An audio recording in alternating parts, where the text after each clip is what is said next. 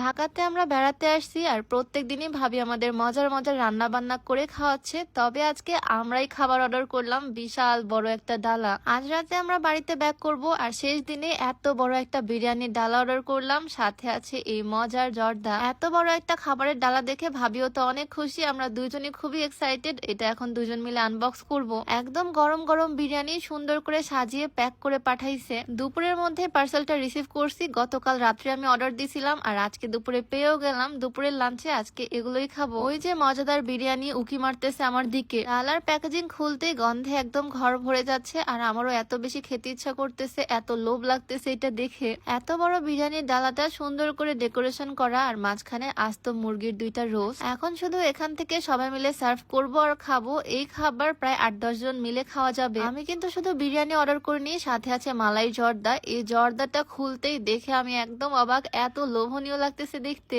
যাই হোক, আগে বিরিয়ানিটা খাবো আর তারপর খাবো মালাই জর্দা। প্যাকেট খুলতে দেরি, বাট ভাবির খাওয়া শুরু করতে দেরি হয়নি। ভাবির এত বেশি মন চাচ্ছিল খেতে, সেই বড় ডালার মধ্যে খাওয়া দাওয়া শুরু করে দিছে। আমি প্লেট আনলাম, এখন সবার জন্য প্লেটে প্লেটে বেড়ে দিব আর সবাই মিলে মজা করে খাবো আজকে দুপুরের লাঞ্চ। খাবার দেখে হয়তো বোঝা যাচ্ছে এটা কতটা পরিমাণে মজা হতে পারে। মেহমান আপ্যায়নের জন্য হোক বা মেয়ের শ্বশুর বাড়িতে গিফট করার জন্য, মানে যে কোনো অকেশনের জন্য একদম পারফেক্ট এই কাচ্চি বিরিয়ানির বিশাল ডালাটা।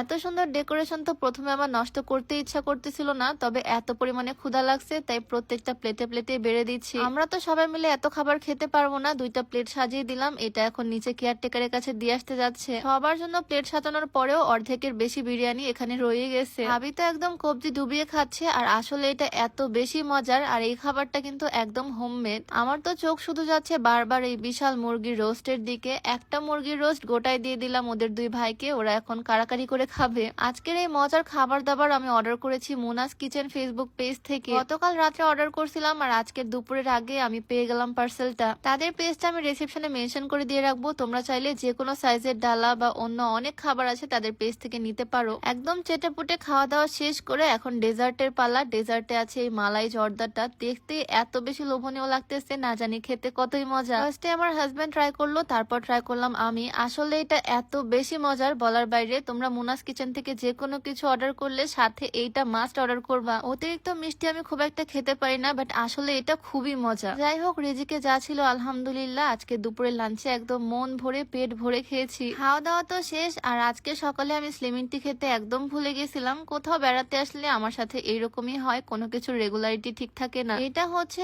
অর্গানিক স্লিমিং টি, একদম হার্বাল, 100% সেফ, কোনো রকমের সাইড ইফেক্ট নাই। এটা একদম নতুন একটা কোটা। জাস্ট পানিতে বলক উঠিয়ে 1 চামচের মতো স্লিমিং টি দিয়ে নাড়াচাড়া